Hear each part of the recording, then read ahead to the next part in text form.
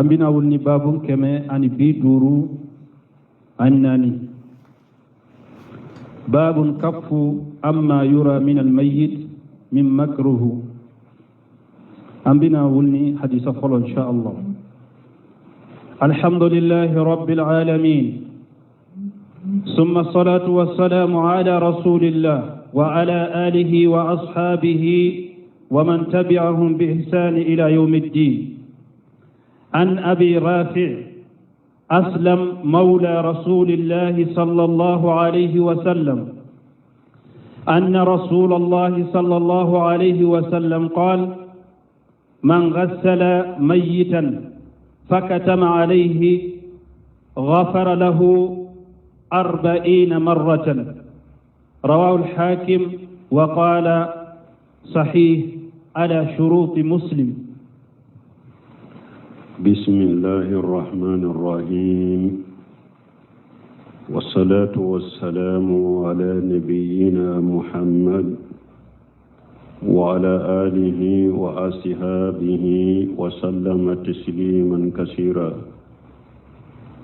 سبحانك لا علم لنا إلا ما علمتنا إنك أنت العليم الحكيم. أستغفر الله الذي لا إله إلا هو الحي القيوم وأتوب إليه. اللهم انفعنا بما علمتنا وعلمنا ما ينفعنا وزدنا علما. biye tenesu ye hijriya bakele ani kemenani ani binani ani nani shahru rabiul awwal nye hijra sankalo sabarna bisunye umugani sheginai miladi nasaro ka jate bafula ani muga ani fula sankalo tanna bisunye umuga ani nani nai ambe bako jikorone gorfula masjidi salamu kono darasuba imamuna Nawawi rahimahullahu wa ka kitabu kono riyadu salihin bonda minna ko babu al-kaf amma yura min al-mayyit min al-makruh amma yara min al-mayyit min al-makruh konni nye bonda e hadama denki yeremina kabo fenna ibe munu fe kone munu nye suula su koto iki yeremina kabo ulu folima ni hadama de min nye su ko be kera su kola de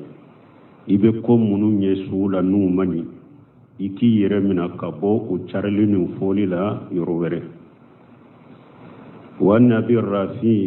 أسلم مولى الرسول صلى الله عليه وسلم قد سمنا بالرفيع ما تشيدن كا أسلم ديا تقوي تشيدن كا هورو فندرو تشيدن كا جوندو يا هورونيا أن رسول الله صلى الله عليه وسلم قال كو ألاك تشيدي كو أكو كسيني نما باكا من قسل ميتا فكتم عليه كو تشيدن كو نمو من يسوكو niye sutura ke aka ye ko munu nye nu mani yesu sutura ka yimu fo afara Allah lahu 40 marratan ko ala bayya fi ma sinyabinan ni hadis hakimu yabo wa qala shahi wala sart muslim قال النووي رحمه الله في كتابه رياض الصالحين باب الكف أما يرى من الميت من المكروه konni nye bonda iki yeremina ibe kokone munu nye sula iki yeremina kabola summa jakara hadis mawla rasulullah sallallahu alaihi wasallam fi fadl al-qatil o kofe abi arrafika hadisa ciden ka horo fe ayo ka hadisan nasin fasamantiam mimbe su kolala niye suko ida satara ala al-mayti ma yara min al-makruh niye kokona munu nye sula su kola mimbe kudu sutura ni bidda dole wutu fo moye fasamanda min bola yofo والذي يرى من الميت من المكروهات نوعان كوم نمبي يسولا نكوم نكونندو لا هلا فلا درونيرو نونيا فلا ديرو النوع الأول ما يتعلق بحاله نون يفلقكم من بدلو سوق الله حلالا كم من بدلو سوق الله حلالا ونوع ثاني ما يتعلق بجسده نون يفلنا كم من بدلو سوق فرقلولا lebu kaye sula nin cogo ya fula de do misu kala hala uba kafar kulo fal awwal law ara masala anna limayyita taghayyara wajhahu wa aswada wa qabaha fa haja wal ya'id billah dalil ala suqatimatihi nasallallahu li afiya la hala min bisula misalila nim mogo sara e tara suula e ya soro fatulen ko fe nim bolen ko fe ala aka nyedaw yelemana nyedaw fina ujugu yara ni ala kan kisi ala kan tanga ni nyeddelila ni tamanse de ko laban ko jugu yesu soro ni nyew yelemana fatulen ko fe nyedaw fina ube nyedaw che jugu yara jugu ya dola ni ñeddelani tamanse ko laban ko jugude do ambe ala jira la kal lafiya fala yahillu lahu an yaqula linnas ate daga emi ñako ate daga ka fo mugoye inni araytu hada rajulun ala hadhihi sifati nin cey ube ni su ne ya yenni la halala wote daga yede li anna hada kasfu li uyubihi parce que ni yesu kal lebu de bokenema ni daga ye ni yalla hala min yesu la fatulen ko fe la hala jugu kana to la kalida yesu kola iki yere kurosho foli ma mo wore kana to la kali ni tara la kali ya kal lebu bore wa rajulu qaddama ala rabbih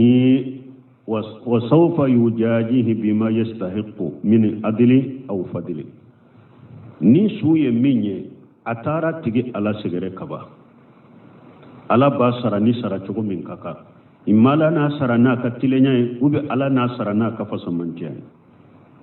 in kana amila ghayra fallahu ta'ala yujjihi alhasanata bi athri amsalha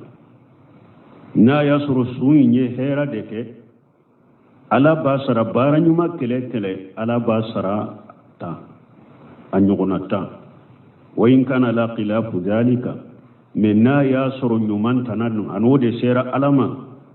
وجزاء شيئة مثلها بارا جوغو سراي أن يغنى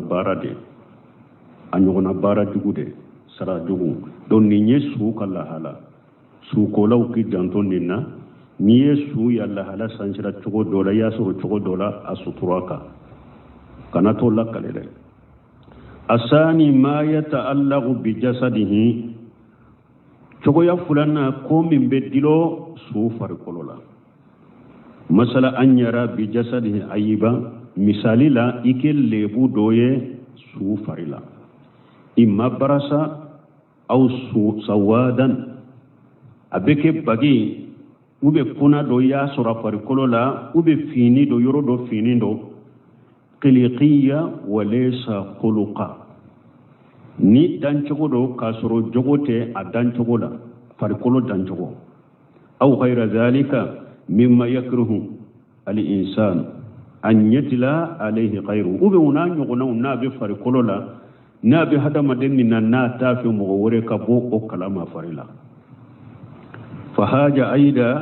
la yazudu lahu an yubayyinahu lin nas nim fana ate daga ye iko bange mogoye ويقول النوبة فو أرأيت فيه براسة في بطنه أو في جهره أو في أدده وما سبا ذلك كتو فنا لكالي كوني ينيني جا بغي تنبالا ني بغي نوye ube nye kuna nyoye ala bagi nye aye doye akonola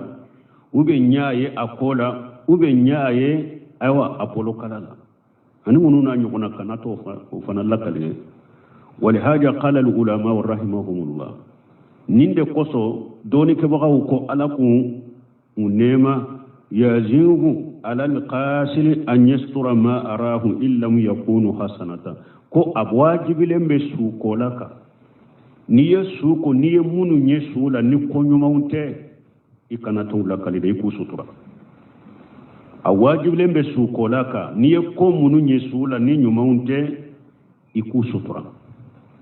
أما إذا أرى خير بالميت من نية هيرا دي يسولا وارا استنارة في وجهه يسو يفاتلن كفنيه دون نورو لندو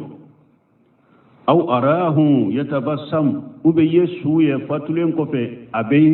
يلمسنون كي مانا أنيوم بكرما قومي نمغمين بيلي وما أصبح ذلك أن النونو نانيغنو يرسولا فهذا خير نيني هيرده وليغبر به الناس هذا ما دون كبار يعني نيني يعني أن ذلك مما يجعل الناس يسمون عليه خيرا باسكو نيني فورا نيمبك سوا مغوبات تنوده ني هيرا من يسولا ني داون نورو لندو وبياي أبسو ني أبي يلي مسنو أبي كومي مغومي يلي لندو بيلي ني سونجا لندو دونك ني نسوغو يسولا يبني لكالي نيني هيرا دي نيمبك سوا مغوبة تنونو كاكا ولا باس به باشيتو لكالي ني هيرا منو يسولا ولا يؤد حاجة من إرياء وما أشبه ذلك نونون تجاتي كو يريرا ونا نغنو تجاتي كلا بل هذه من أجل بصرى المؤمن ني مؤمن كان نيسون جاتي لما دي ني على باكاي لأن المؤمن قد يكون له مبشرات باسكو مؤمن نيسون جا كو دو بسكا كمؤمنين ومنها هذه المسائل نيمبو كونو أنه يرى بعد موته على حال حسن مغفات لهم كفي كاسوية لا حالا نمالا نيني حدا مدين كان نيسونجيا ايوه تلما دي نالا باكي جيان كنو نفات لهم كفي على بي إيرا مغولا يسويرا مغولا لا حالا نمالا وكذلك يرى رؤيا حسنة لنفسه أو يراها له خيره أو أبي هذا مدين كان نسونجا تلماولا الله بن نسونجا منونك مؤمنية سوغنيما ركا سوغنيما دوي يريه وبي مغو دوكا سوغنيما يه نين نسونجا تلما دي نالا باكي مؤمنة جيان كل هذه من المبشرات التي تبشر بالغير nunum be yen nisonja fewnde ni ala be jon nisonja no yen heray wali haja ninde koso qala al ulama doni ke bagaw ko rahimahumullah yukrahu li khayri al muayyan fi qaslihi an yahdur qaslahu yani al maut wadi ato doni ke bagaw ko akonendo mo munun kere yara ko uluka suko mo wore kana faruka don ko ko konendo mo munun kere yara karasani karasaude ka suinko mo wore kana fara su ko lam munun ka munun kere ko ka suko ulude ka ko mo wore kana faruka ida qasalinahu la yadkhulu alayhi illa qashiru nambe suko mo shikana do suka ni ko le laute aw man yu'inuhu ala alqasli ube mimbe suko la deme kasuko ulu doronde kado suka amma khairuhu la yadkhulu me otana suko la tana ani mimbe suko la deme ni ote mo wore kanado suka kafaruka hatta walau kana qariba lahu la yadkhulu harina ya suru suka bali masuru de do akanado mo munun ko ni kere adro ku ka suko kado suka akadda ulula مغوري كانت دعاء كده هل الناس قبل مسرود له لأنه ربما يرى ما يكره فيكون في ذلك إساءة إلى الميت بس كني مغود دونك مغوري دونك بيشك فين دو يسولا مين بنداي أبي مينكو وبك جوجويا كتاسوما والله الموافق بلا جلال كم بسببما donc balmon ni yoroka prochile aljaja min jinsi amalihi nunum be do kono hada maden ni emin kera idate sigi ni tara su min ko ube eddo nasu minka ni lebu munu nyala doro ibetu lakale ni alama farika ali jajam min jinsi amala nyona bi sorode hada madenki yere korosin ni fanana su ko law ku janton ni fanala danna yamma ode yato ko ni munu be su ko aka soro sariya law be se su ko la fulanna ka soro danna yamma wudo ora to don ko ko nununde kaka ka su ko mo munum be se su la sariya law be su ko chogodo a fulanna danna yamma wudo nu ye ko munu nye su la ala halala wa ube afari koloda ko munu mani nu betu dada la nu be sutura wutu lakale me su ko la ka ke mo ya date sigi nye su do ya nembora haro do mbame doka ojoka be wajul kira do bora ko ale tara gabure ture ko ale yereye muso do ya fatra ko nembora ba tege bo inna lillahi wa inna ilaihi rajiun nunu te lakale fenye donc hada madde donc ja mo do be aw beta ewa docteur sawla ko beta suye abeta bona bagato ye donc abeto lajede naye minya bena lakale ala kan kisala kan tanga mo ko yere ko so ma ko donc doni ke bawo ko sumi ni iba lebu pour akake mo ma wajuliye bidiya mo munu nye bidiya kuntigi uye musirki kuntigi bidiya mo munu be weleli ki kata bidiya uma ube weleli ki kata musirki ya uma ninni sara asalin ko fe ala ya la halace juguya ko an kata ni lakale pour tumbe bidiya minna mo ko yere ko sama abida nyogonama ube tumbe musirikiya minna pour mogo ka yere korosa ka musirikiya nyogonama doni ke ba ko lu tabe se kata lakale ala sosolaw ala kutalaw bidiya mogo musirikun tinyali kelaw nu ulu saraw salen ko fe nilla hala jugu minyu soro ni mogo minyo ye ibe se kata lakale pour anake wajuli mogo towe mais silama ante ewa ko jugu ni fe ngore do minna ni yella halaw doye wala وسترى كناتو تعالى كلي باب الصلاة على الميت وتشيء وحضور دفنه وكراهة اتباع النساء الجنائز عن أبي هريرة رضي الله عنه قال قال رسول الله صلى الله عليه وسلم من شهد جنازة حتى يصلى عليها فله قراط ومن شهدها حتى تدفن فله قراطان قيل وما القراطان قال مثل الجبلين العظيمين متفق عليه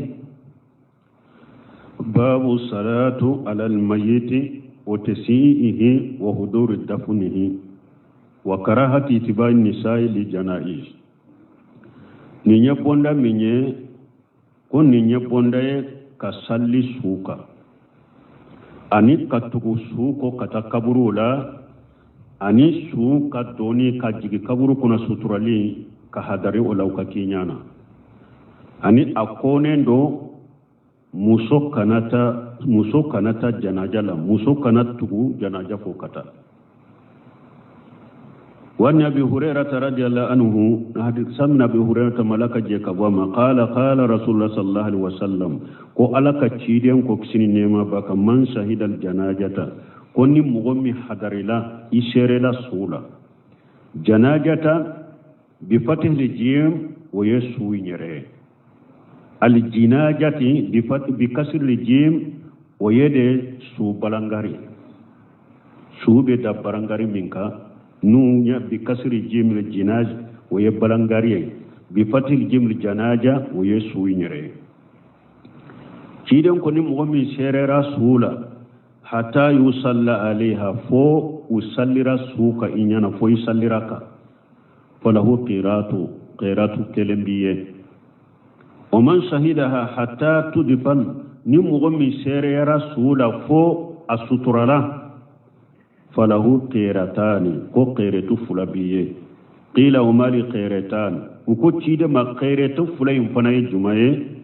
قال مثل الجبلين العظيمين اكو قيرتو فلين ابيكم كلو بره بره با فلade ika baraji kulu bele bele ba fulan yogona ika baraji be komi ode ni hadisa منتفق عليه بخاري مسلم بنا حديثين. وعنه رضي الله عنه أن رسول الله صلى الله عليه وسلم قال: من اتبع جنازة مسلما إيمانا واحتسابا وكان له حتى يصلى عليها ويفرغ من دفنها فإنه يرجع من أجر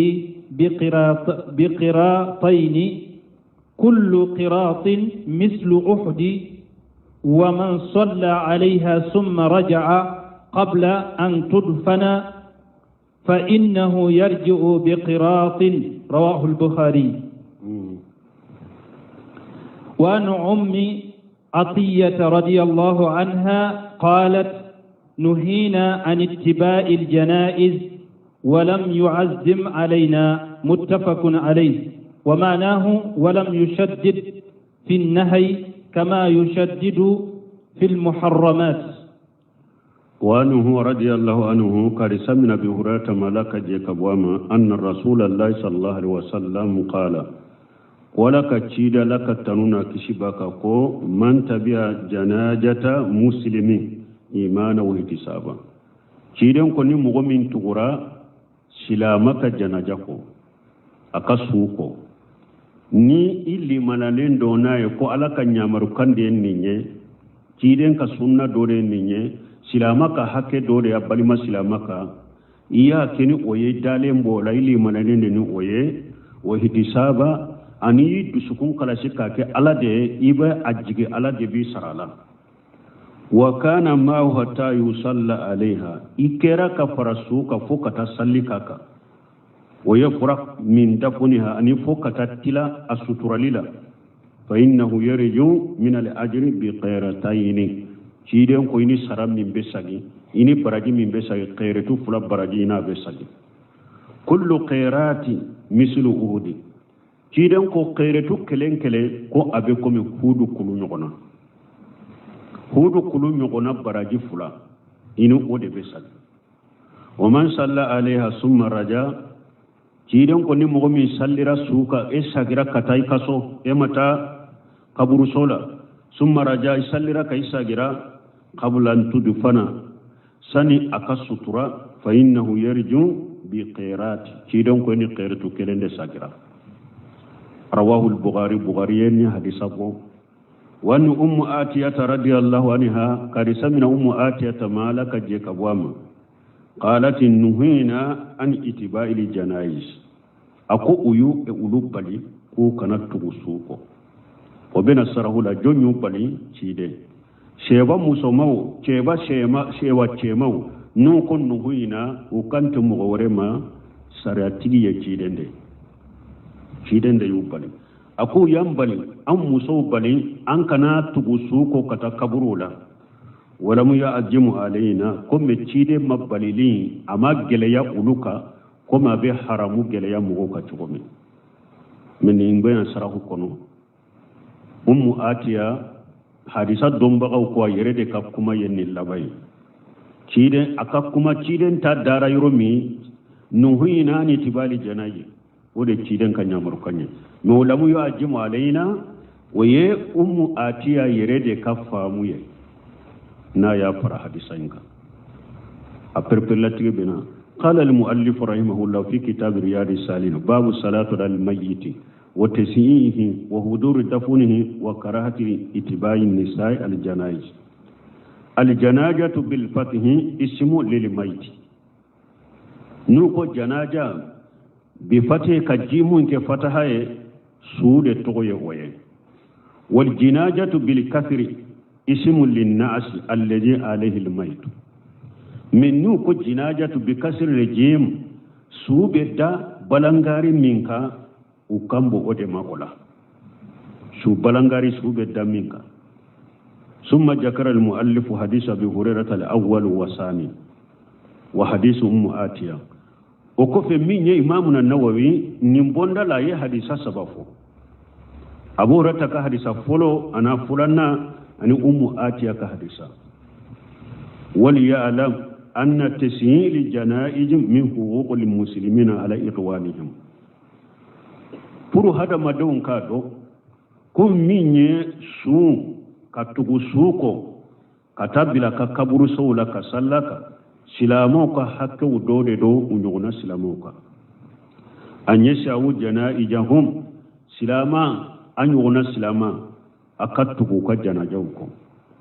wa an yakhruju mal janajati anaka boka farasuka qala al ulama doni ka ko wa idha kharaja mal janajati konin mo bora katasuko sudo nyorola fayambaghi an yakuna mutaqashia mutafakkira fi ma'alihi akaka hada maden ni tara su yorola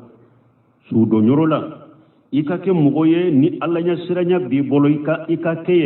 iyala nyara siranya to ire majigile ni alla nya siranya bi bolo mutafakkira fi ma'alihi ikake mugoye su do nyorola e ire kato kamire katasi kallaban nyorodela e ire katasi kallabanna wa annahu كما هو آلنا يتبع جناجة هذا رجل فسوف يأتي اليوم الذي يتبع الناس فيه جناجته إيكا جاتمنا نفلك كرساك جناجة لا تغمي نفلك كرساك سوكو لا تغمي دومبنا مغوبين فنك سوكو كنين تغدلا نيري نندلا تاس نندلا سودو نيرولا فكما حمل هذا هو أيضا سيهمل نفلك كتا balangaro la chogomi mfule kata suta mobili la chogomi namba ko kata dombe na nefana beta ni chogodela niri nindela wada to baitul kala ko wa kullu bani unsa wa inta alati salamatuhu yawma ala alati hadiba'u mahmulu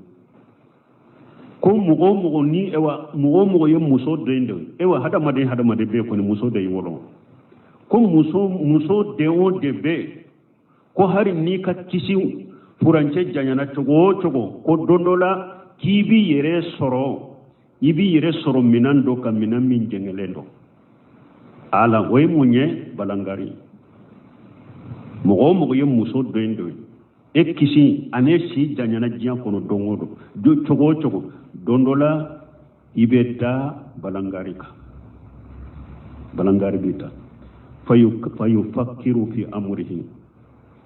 aw min tara sudo nyorola miri e yere ka kola wa annahum mahma talat bihi dunya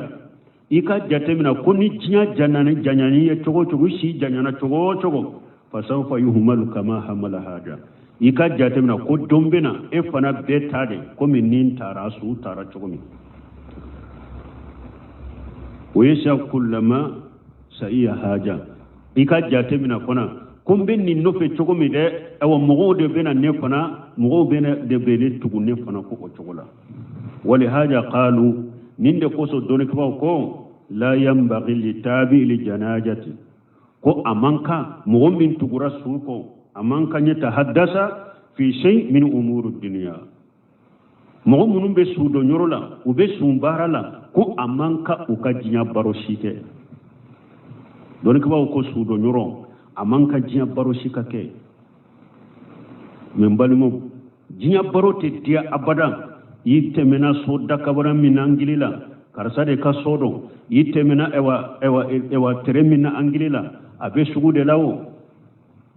de kotere do nunu na nyona be fo jana ja yoro de la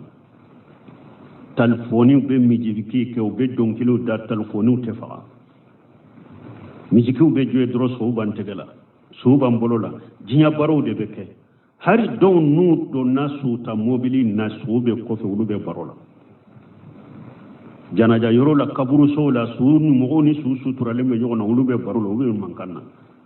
bal mo nunu mankaw hada ma de su do yoro la ke miri bagade ke tasi bagade hari jinya baro akanake bal yufakkiru fi nafsihi hada madin kelen kan miri irela miri ni ire وإذا كان معه أحد يكلمه فليذكره بمآل كل حي نيني مغوبة نيوغم في ناباك كبارو فو كجنيا كو فو أحاكلي جيجي يكافو كرسال سبالي أمبل لبا هذا مدى نين دي بيلا أمبل لبا تنجوكوي أحاكلي جيجي mogo niman mogo nyana man be laban be ke minya hakili jigi ala hatta yakunu tasiyali janajatu tasian wa ibratan fo janaja ko kake antu lembe janaja ko anake tasiban bolo fana janaja tugu nyonya nake antu lembe janaja ko tasi fana be ay qada'u li haqqil muslim wa ibratu lil mushi anake ambe su ko ambake ka suka hakke dafaye ani fana an fana munun tugulen ba ko anake tugu baka fana matasi ni miruye ciren ka sebo tumbo chogodela nubu ka ciren ka sebo kam mafantilinu kam makuninu ka sabati fo ko abe komi suude bucela ubu makude bebe miri de bebe tasire bebe jikiru de ke innen ko be miri be tasi ni suyi be bolola chogomi abe yelema chogomi ka ko gule chogomi abe ta chogomi e ka miri ko dondo lam fana tabe ke nin chogodela hada maden ka nununde ka miri soro su ko yorola mi talfoni jinya kon jinya baro suudo nyoron yere kera ko be konyo sisa ko kera kontre akisuye sisa konyo beke mogo te bwa kalama ko dépasser kana chaya konyo beke sutura de la sisa mankante ke mogo te bwa kalama me suko do kera konyo ye sisa ni ko mogo banna yoro dola ni tara ye basu sirlen soroye ni ma mogo yere makunende soro inyate mijikila inyate ewa sumuni fenna a iba fo iba soro banni de be mogo tenguna sino abe komi konyo misi be sirifambe ka soro sumu fule ka fatute iba soro haraka woro nasu dobe ama mogo soro mimbe woro nasu no sumsaye me no fatura de sa ibe misi duru ibe misi woro sirlen soro yo folo kelen kan tigala uno sogo be nyogona sukaro boro de beta minye ewa taye o kesu de beta o karto de beta tudu ayata ta yamfe akera konyo ni sete minye yere ni kam go nyuma banna doro eni juru de be bola ika su tilalila ino dusuka si be nyogona meni aka sanga bonda be ba eni juru de be bola oye heraywa su yere hammiti la tukuni bana hada maden du sukun jarade illa marahim rabbi bi yere ni hada maden ni mbora sifu telefoni be ken fambe kanyinin kali munun ke e ka hinnate de bara juman bana fanka ke nin juru tumbala be sa auto de aha karasa fatura nebe do acinyela wa karafa fatura nebe joli sura acinyela aka cinye ko be togodi nunun doron de be nyinin ka sisa sube ebe bolo yere la folo ko be nyinin kay ko fe kan na folo ko do ba sembe de wewa aka ya jantu du papier la esko papier nunun da fale mbaw bolo aka du papier be yoro ma ya jantu nunun doron de be fo ebe ko min na yere luto kalama o be enedi alache hada madan kamiran katasi wajuru kala do fana beta jo ko ale be wajuri la hada maden banna ito o mirino tasike hari be e fana taro o ke ika jiya nyini yoroy ani kan nasungu nyini yoroy o fana ka wajuru kunte fo yede o do kan nasoro soro nin kan nasoro nasungu asoro chogo soro labbi do fana kortole mbode la dro su kola karasa banna dro a bi jiara ale fana beta take wajuru yesiya deme munun be nyini tifi sebiri la munun te sariya ni sunna yere kono o bo deme nyini sa ni emin be ni ko nin deme te sariya la mo folo min be jabilo ko kelale wajuru kelade no basite nunu na jafara ka hadisa be parce que ni u farala nyogon ka wa kelembe takadi alema wa fulambe takadi alema fara bo kele ka te dina kele la de abaka wa kele ni wa fula kele yela sudo nyoro kera nunu de sisa ni nimbanna e ma miri e ma tasi e fana taro ke kan nasini nasungu nyini yoroe ko ke ka jinya nyini yoroe ibe wajilu fo yere ibe kolo do fo yere te ta fanni na fandu la yere uti e na fa janko ina mo yere na fa wajilu mi ma foni alay ama foni dusun kalasi ama foni nganne kan mo la fa mu ku bo filila o be jon na fa o te mo si na fa wo wajuli ma fo awye o yorola he kunna ma wajuli ke jinya barobe ke nama wajuli ke be jinya ebe wajuli min fana la bidia be nyono ni bidia mo min be jinya barola afule ka fo ibn simru ya fo ira hakili jige karasa he sabali bebe labanin to de la sa ayen nim baro bila min babil amr bil ma'ruf wa nahy anil munkar mo ko bal iko nya mariya karasa nin te wa baro yoro ni nyemir yoro ne tas yoro da jinya baro bila abanna ni mo min nya bila fule ni mo min ma bila yitake atigi kun ko baka an kan janton nununa summa jakara al muallif rahimahullah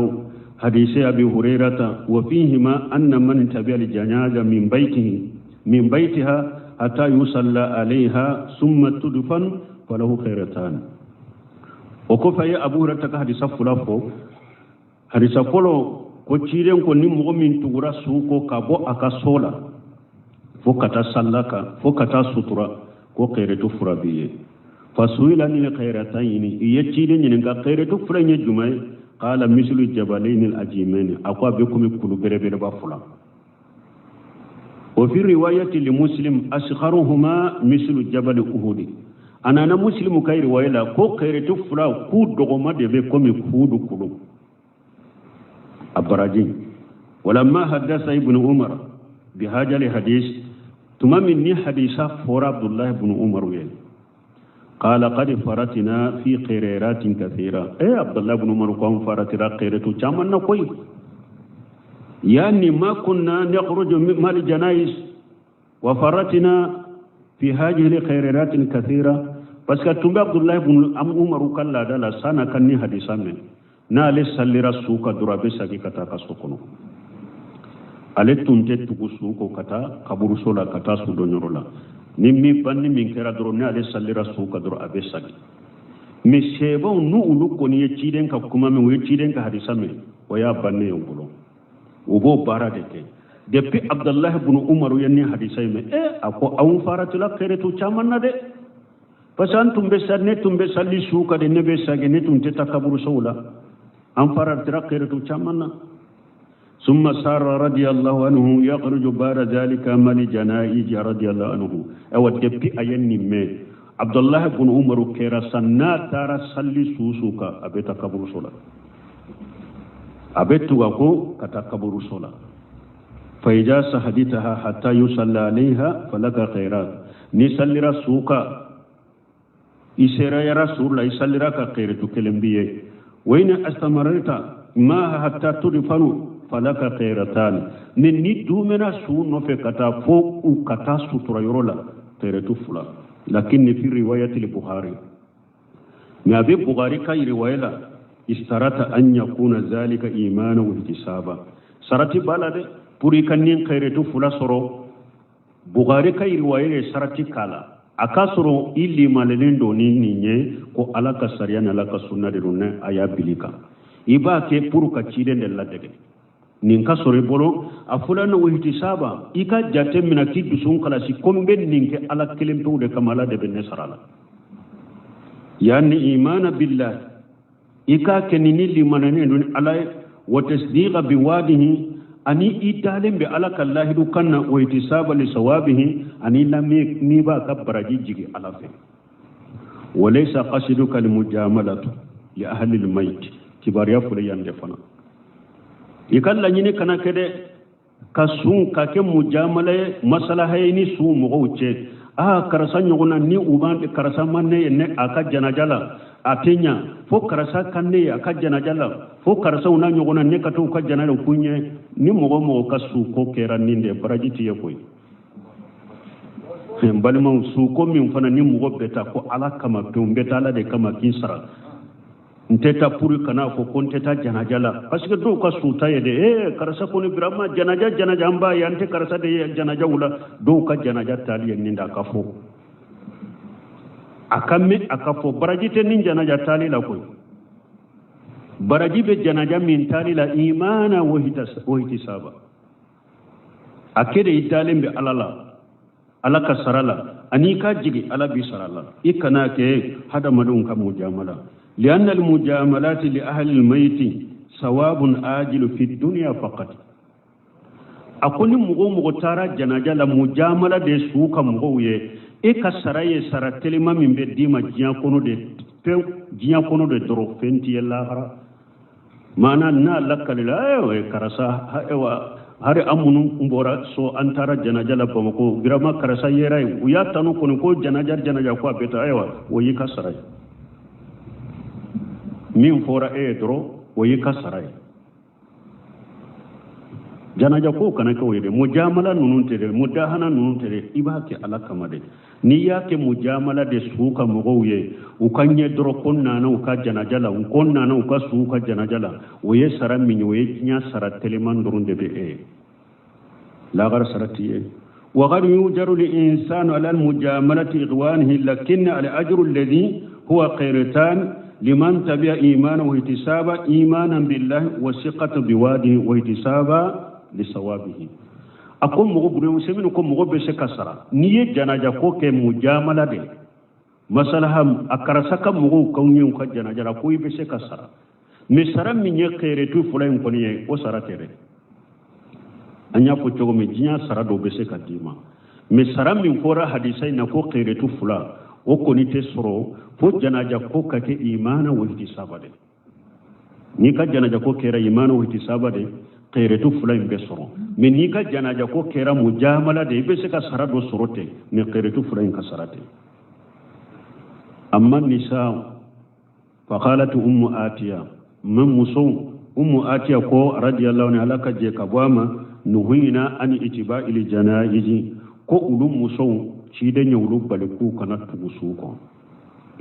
wala mu yajimu alaina nuhina إذا قاله صحابي أو قالته صحابيات نهينا نسحب كده يفو وبي نسحب مسود ينفو فالمعنى أن النبي صلى الله عليه وسلم نهاهم معنى يدكو تشيدن يوبل لأن النبي صلى الله عليه وسلم هو الذي له الأمر والنهي بس تشيدن نيامريا لني بالي بالي دبلو فإذا قال الصحابي نهينا أو قالت الصحابيات نهينا ni sahaba cema ko ambalila ube ni sahaba musoma ko ambalila falmana nahana rasulullah sallallahu alaihi wasallam lanyine de cide nyambali nuhina ni tibali janaji wala mu yajimu alaina min yum atiya akwam balilan kana tugucu ko me cide magele yanka akaja badul ulama min hajali hadis doni ke bawo do yed dalilan min akabonni hadisala أن اتباع النساء للجنائز مكروه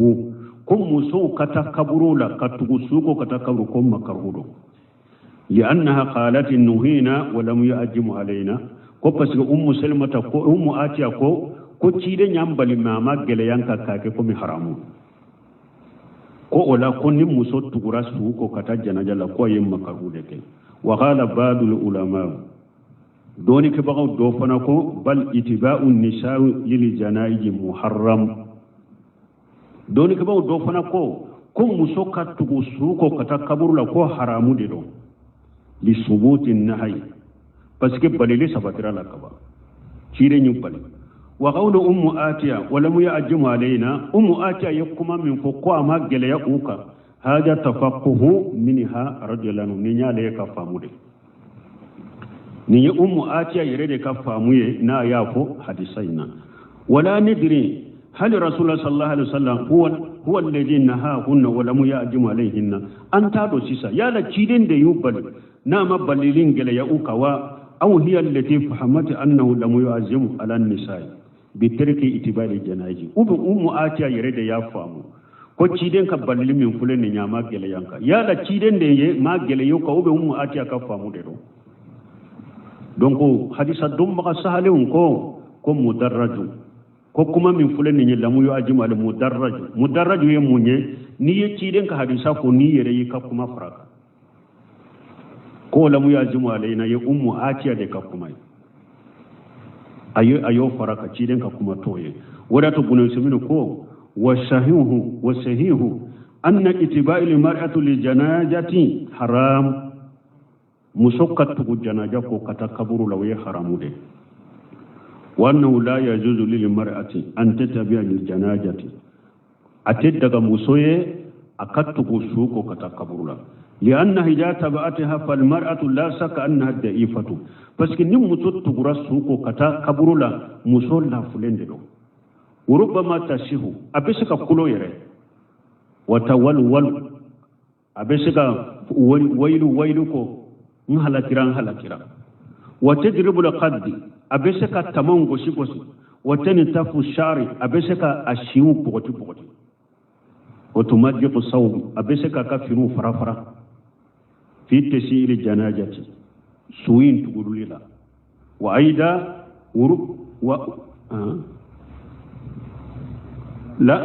وتمجق الصوم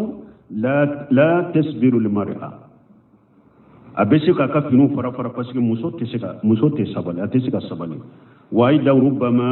يحصل اختلاط بين الرجال والنساء في تسييل الجنازة أو كتفنا نمسو تارا كبرولا أنت تو أني سو تاتو كبرولا كيو نمسو بينغامي نغنا فيحصل بهذا فتنة دونك فتنة بيننا وتزول الحكمة من اتباع الجنازة أو سو كتبو سو كو يرن نفهم من يرن حكمة من بالا o yere be wuli ka boy tuguni o yere be wuli ka boy بحيث يكون الرجال والأرذال parce تشيو أني مغو منو يه مغو لانكولون يه من الرجال تشي لانكولون يكون ليس لهم هم إلا ملاحقة هؤلاء النساء أم بسوب أم بولو ده نورو كهمت فويه ni muso min fulen ni nye ni kin sen tele yanka kwala nka nye da wulaje muso suku mindo ale tabaki ode yesa watamattu bi najri bihinna ale be suba mbolo de meche lankolo tabe ke munye ka muso laje kadamu boni muso lajele fal wajibu mani unnisa min itibali janais wala wajibi anka muso bali ukana tugusuko kana tajana jala wa huwa la yujadu walhamdulillah fi biladina lakinni الكلام له حكم الشرعي نسمين قال الحمد لله كون نينتو ولوكا جمانا musoka takaburula ko ulube ala tanwata uluka janajala ate uluka tugula ko uluka jamana kono me akon me shiramiya sariya hukumu bangali de ko mbali mo nim fule ninte uluka jamana uka ne shiramiya sariya hukumu bangali munye uluba fo puru uni doni dogoli junubu kana talahara aban munun ka jamana ko na wo ya dade wala nyode fo halin maulidi la nko atuka jamana la muka kitabu falendo maulidi bidiya la uka kutubaw uka bila siralun kanyinin kalijabu atekwe ko jamana la misilamiya sariya doni amana ni ala ye doni min kalifima nima bange junubum min bana doni dogoli la ode yubira fode la anika hinna silama mantoma anika kunnan jake silama mantonya ode yubira fode la aw munun be jamana munun kono nin ko sugu be aw da de lendo atu bange nin te balaw yewa awa ko nin te wuluka dugu kono misriyamiya hukumu bangeli wodi ya to yufo fa sahihu akumi sahalendo anna itibali mar'atu lil janaiji haram musoka tugu janaja ko musoka takaburu la haramudo wala yazuz akwate daga kama anna ziyaratu lil mar'atu lil maghabir haramu ako komi ni muso kata kaburu jara ko ye haramu ye chogo mi de akatugu su fana ko kata kaburu haramu do chogo de la aw muso kata kaburu jara haramu lianna an-nabiy sallallahu alaihi wasallam lana ja'iratul qubur wal muttafijin alayha al-masajid wa suruj ko parce que chide muso munum be ta kaburu jara ko chide nyutanga ani munum be kaburu ke misirun ni salliro ye ani nu beta lampang mene ani ka yele go kaburula parce que nu beta sigili ni kantigeli munu ko kabru ko ci dañu danga wallahu muwafiqu awam balma wode nyonya len fulanka jamana ko no de kaburu dila kata sowjo kaburula ko be kaburu do bonya ube sanyele ma ko beta kaburu do jiara nununde nyonya len no nin jamana ko no haramu dama ani sira munu nye sira uye kamugo lase fulan kafoyama o dama damande kera nyanyele ni dina ya anka jamana kono abe komi kurana dombagate jamana kono abe komi chiden karisa sahale dombagate jamana kono o kofi ako faida qala qailun akon ni mugo do ko amma hal yajuzu lil mar'ati an tazura qabra rasulullah sallallahu alaihi wasallam ni mugo do kamma yala abe daga wa muso kata chiden ka kaburu jiara komi ni muso munun tarahidula ni mogo do ya nyininka ni mogo do ko yara be daga muso kata ciden ka kaburu jiyaraba fali ijabatu ako jabu ye minye hiya annahu la yajuzu lil mar'ati an tazura qabra an-nabi sallallahu alaihi wasallam ako jabu ye minye ate daga muso ye ikata ciden ka kaburu jiyara ate daga muso ciden ka kaburu kata jiyara li'annahu qabru parce que ciden ka kaburu ya kaburu de wa idza kana qasiduha salamu alayhi ni e kalla nyini yede koy beta ciden kaburu la ka foli de bilaka fa innahu yahsiru walau kanat fi aqsa al-ard ika foli be se ciden mahar ni be jiya dandela ciden ya fu hadisa kono ako aye sallin ka ka foli kenka na be yoro na salliran ne ka ye foli bilanka ala ba la se malika do bilalen bo kama ba la ta kala se ciden ibe jiya yoro ciden fa be se ciden ma ija qalata assalamu alayka ayuha nabiy nuko foli bika kishi bika alaka nabi nyuma fa inna allaha qad wakkala malaikatu yahmiluna salamaka ila rasulillah sallallahu alaihi wasallam ni foli bila ciden kay be yoro ala de maliki ala ye malika do bila o fana barala ubika foli ta kala se ciden ma o yuballighunahu ibaka foli ta kala se ciden ma sallallahu alaihi wasallam wallahu a'lam balmon ni fana ka famu an ka jamana kono min fana be keya munum bu dambe kata sunna ma ibe sunna muso de ye fari koro fambe suturale che filipanti do fana be bila wulunye kata kaburu dinga seni ka ko alebe su don chogo yirula kaburu la ayere na do kaburu kono na go kaburu kono ana yere da kaburu kono su be de ni chogo de la o muso be fana be ta kulu be ta su dan chogo la ke kaburu kono